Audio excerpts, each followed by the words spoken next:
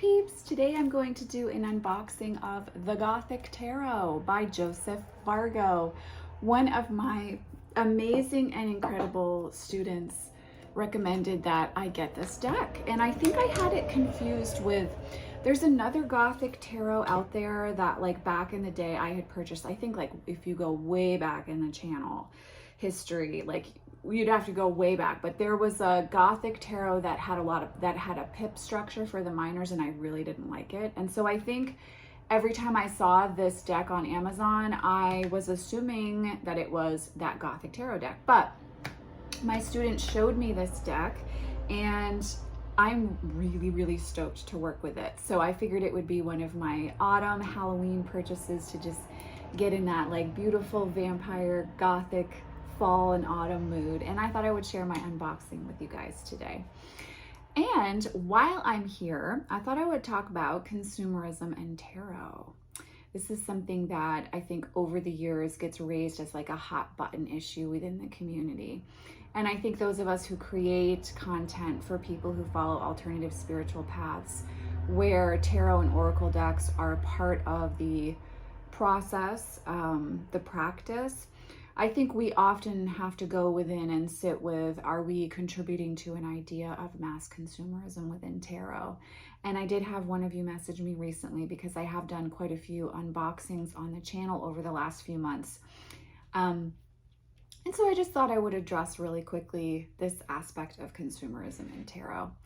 First of all, and of course, first and foremost, we're all responsible for our own paths and the choices that we make when it comes to the suit of pentacles in our personal experience.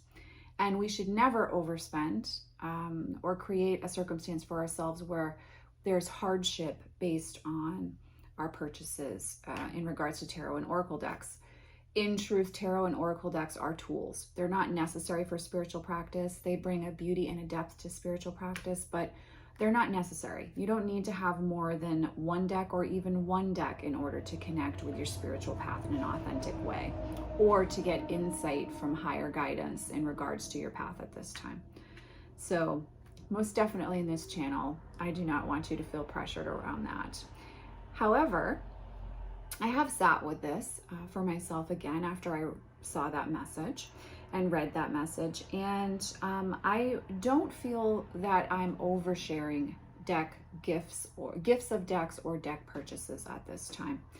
I'm well known in the community for my reviews because they're very honest, and I always share my personal thoughts and opinions with you guys. Sometimes I have a rave review, sometimes I'm like, this isn't worth the investment, and sometimes I'm somewhere in between, and there are pros and cons to talk about with each deck. And I'm always excited to do that with you all because it's fun. And the viewers and friends and students or clients who choose to purchase a deck to share with the tarot community are doing so because they know I'm going to share that video on the channel, and they are excited to share a deck that they love with all of you. So as I share reviews at this time throughout 2022, please do not feel pressured to purchase anything. Enjoy the videos, enjoy the beautiful gift from other viewers of decks to be able to share with everyone. And also, if I purchase it like this one and I think that you might want to take a look at it, I'm always excited to share that with you too. But please do not feel pressured to purchase. Please really sit with for yourself what your appropriate budget is. You know, don't let anyone create an experience of feeling where you feel pressured to spend. There's never any pressure on this channel. You guys know my OG deck is Tarot of Vampires, and at the end of the day, if I could only work with one deck for the rest of my life, it would be that deck. So anything else is like icing on the cake. That being said, let's get into the review. So it is published by Monolith Graphics, and the copyright is 2002 on this, so it's definitely an older deck. And I think it retailed for like 20 bucks or maybe 17 on Amazon. I will put the link below as always for you guys if you want to purchase it, if you feel called to purchase it. The box is pretty flimsy. I won't lie to you about that. There's the side and the backing. And the backing says, the Gothic Tarot contains all 78 cards of the major and minor arcana fully illustrated in vivid color by Joseph Vargo. This visually stunning deck conveys a dark and elegant Gothic mood with images of vampires, gargoyles, ghosts, and angels. Also included is an instruction booklet which contains the meanings of all the cards and an easy-to-use layout guide. So you guys know I'm a goth girl at heart, and I freaking love vampires and vampire myth, and this is why I was really stoked to see a deck where the artwork looked like intentional and sexy and gorgeous and moody and dark and most of all fun. Ooh, the cards are bigger than I thought, than when my friend showed me them. Okay, so here's the guidebook. It's definitely a little white book. If you're new to tarot, you're going to need a Tarot 101 or an Intro to Tarot book.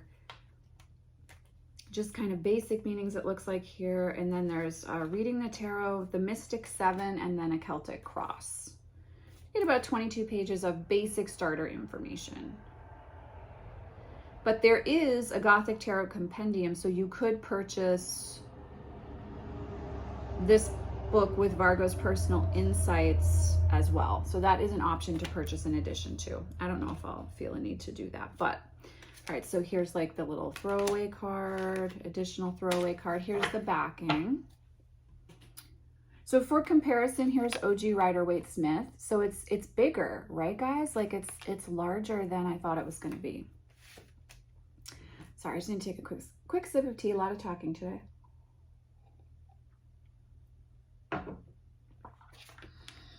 So let's start with some imagery. Definitely shiny and slippery cardstock. Not my favorite cardstock, but like I said, I'm excited for this artwork. Here's a magician. The High Priestess here. Love a little Isis Egyptian Akashic reference. I'm into that. Oh, I love the Empress. Here is the Emperor, which is the cover image on the box. Yeah, it's like really reflective. The Hierophant becomes the High Priest. I like this feeling that we're in a crypt here for this first view. There's the Lovers. Now with the Chariot, it's like we go out into the world. We're out into the night and the forest. Oh, Justice is fascinating. It's like very sexy with that red. Hermit's like we're at the top of the castle here. Oh, I like this deck. You could do a lot of really cool storytelling here.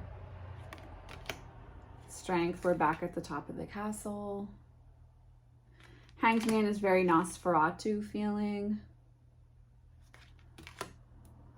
Oh, Death is pretty cool.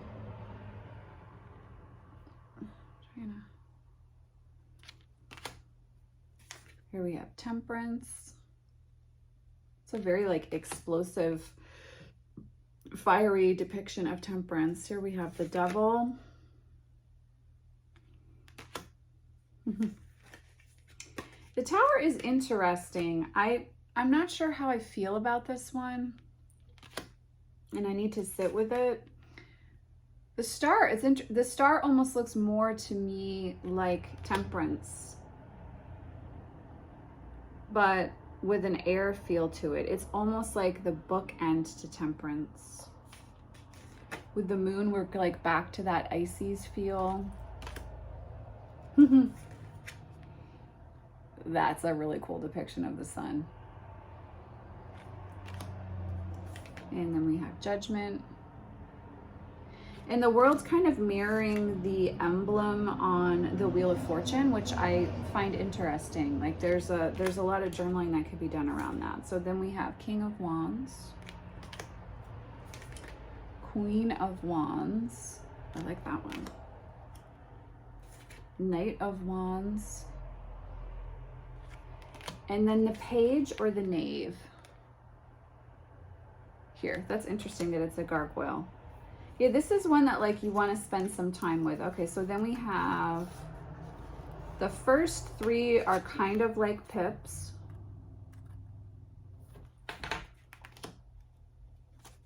But then we get into the 4, feels like more of a representation. That's interesting. The 5 feels more like an active representation. The 6. We have the 7. Oh, I like the 8 of Wands. Oh, look at 9 of Wands, guys. That's cool. I don't know if you can see that. And we have the 10. And then we move into the cups. Oh, I like that king. The queen is giving me all of the Morticia and Elvira vibes. I love it. Oh, I like the Knight of Cups. Look at how cool that is. Sorry, the reflection is making it difficult to share. The Knave of Cups, again, is another gargoyle. So you could really like get into that there. Okay, so then we have the Ace. Interesting that the Ace, 2s, and 3s are very Pip-like. But then as you get into the 4, the representation gets more active and personalized again. I wonder why he did that. Like, I kind of need to know, I feel like. And there's the 7. Love this 8. Interesting, 9 of Cups is a mummy. Oh, I like the 10 of Cups. Look at that. That's awesome. So I'm going to just kind of love that Queen of Swords. Just, yep, the pages are definitely gargoyles. And the first 3 are the pips again. Let's look at the 3 of Swords. I mean, I love a straight up true depiction of 3 of Swords because the 3 of Swords is so clear what it is. Even if you don't read tarot or you think you don't have an intuitive bone in your body, everybody looks at the 3 of Swords and knows that it's about heartbreak. There's no way that you cannot get that from that imagery, which I love. And then we go into more depictions. I'm just going to show you a few. I'm not going to show you all of them. I keep like, oh, 10 of Swords is awesome. Oh, Queen of Pentacles. I love it when people do a different representation of her than just that kind of mother energy, which I know is the Queen of Pentacles. Like, I am the Queen of Pentacles, I get it. But I love when there's also a sensual energy, and this queen feels very much like connected to Isis, and with the bat, that theme of the night, of course. Okay, so Ace, 2, and 3, again, very Pip-like. I like this 3 of Pentacles, though. That's pretty cool. And then there's the 4. And I just want to see, because you guys know the 9, 3 of Swords, 9 of Pentacles, always, oh, I like the 9. Look at that.